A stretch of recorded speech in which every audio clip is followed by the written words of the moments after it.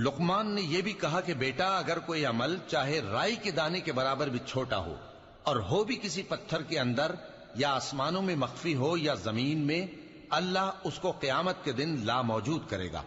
کچھ شک نہیں کہ اللہ باریک بین ہے، خبردار ہے۔ بیٹا نماز کی پابندی رکھنا اور لوگوں کو اچھے کاموں کے کرنے کا مشورہ دیتے رہنا، بری باتوں سے منع کرتے رہنا، اور جو مصیبت تجھ پر واقع ہو اس پر صبر کرنا،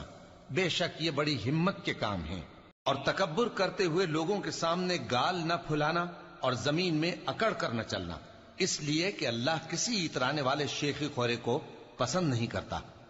اور اپنی چال میں اعتدال کیے رہنا اور بولتے وقت ذرا آواز نیچی رکھنا،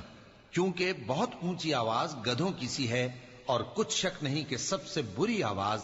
گدھوں کی ہوتی ہے۔ کیا تم نے نہیں دیکھا کہ جو کچھ آسمانوں میں اور جو کچھ زمین